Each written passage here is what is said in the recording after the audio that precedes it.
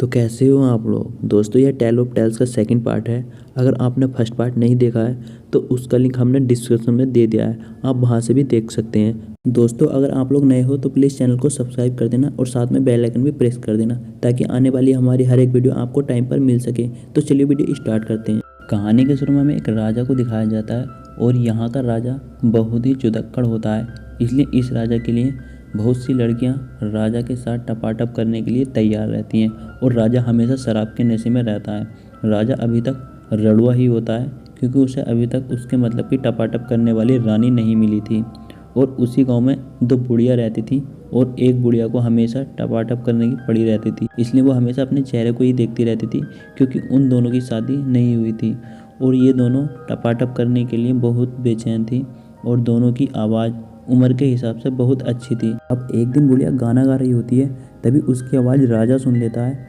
दरअसल उन बुढ़ियों का घर राजा के घर के पास ही होता है और राजा को उनकी आवाज़ बहुत अच्छी लगती है और राजा आवाज़ को फॉलो करता हुआ वहाँ पहुँच जाता है, पर वो दोनों दरवाज़ा नहीं खोलती हैं और फिर राजा को गाना गाने वाली लड़की को देखने की और ज़्यादा तलब लग जाती है और राजा सोचता है शायद ये लड़की बहुत सुंदर होगी। इन दोनों बुढ़ियों का नाम ईमा और डोरा होता है। ईमा बहुत सीधी सादी होती है पर डोरा बहुत ही होशियार होती है।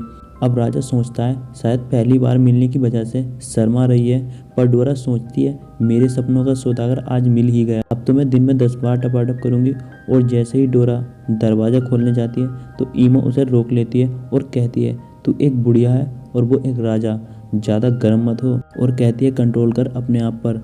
और फिर ईमा राजा से कहती है कि आप एक हफ्ते बाद आना, मैं तुम्हें अपनी बॉडी का एक पार्ट दिखाऊंगी। और राजा सोचता है मेरे सपनों की सुंदरी यही है और मन ही मन बहुत खुश होता है, पर राजा यह नहीं जानता था कि ये बुढ़िया हैं।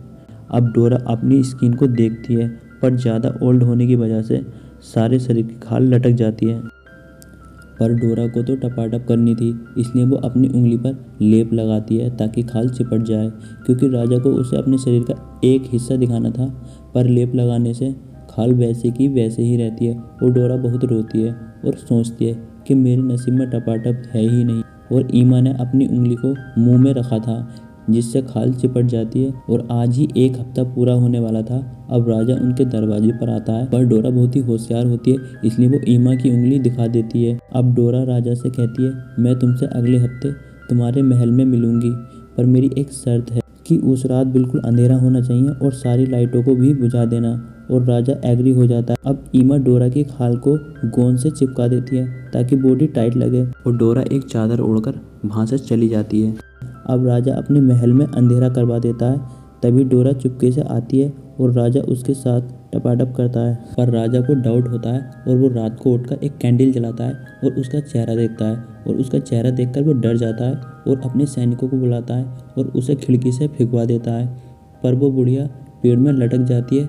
तभी वहाँ एक लेडी आती है और उसे लटका देखकर हंसने लगती है और उसे पेड़ से नीचे गिराती है, फिर उसके पास जाकर उसे अपना दूध पिलाती है और वो लेडी चली जाती है और सुबह डोरा एक यंग लड़की बन जाती है। अब राजा अगले दिन उसी जंगल में शिकार करने के लिए जाता है तो वो एक सुअर को गोली मार देता है और वो सुअर भाग जाता है और राजा उसे ढूंढता है तो उसकी नज़र डोरा पर पड़ जाती है। इस बार डोरा बिल्कुल चेंज हो जाती है और वो यंग और सुंदर हो जाती है और राजा उस पर मोहित हो जाता है और उसे पहली नज़र में प्यार हो जाता है और वो सोचता है मैं शादी इसी लड़की से करूँगा। और राजा डोरा को अपने महल में ले जाता है और वो एक पार्टी रखता है और वो ईमा को अपनी पार्टी में इनवाइट करती है और ईमा पार्टी में जाती है। और ईमा ने जो कपड़े पहने थे वो डोरा ने ही भिजवाए थे, पर ईमा को अब भी पता नहीं था कि डोरा एक यंग लड़की बन चुकी है। अब डोरा ईमा से सब कुछ बता देती है, पर डोरा ईमा से मजाक में कह देती है कि मैंने अपनी ओल्ड स्किन को उतरवा दिया था। और ईमा को यह बात सच लगती है और वो एक लोहार के पास जाती है और उसे अपने कीमती गहने देती है और उससे कहती है कि मेरी ओल्ड स्किन उतार दो। तभी लोहार उसे जंगल में ले जाता है और उसे एक पेड़ से बांध देता है और उसकी स्किन उतार देता है और ईमा महल की तरफ जाती है। खाल उतरने की वजह से वो वहीं पर मर जाती है।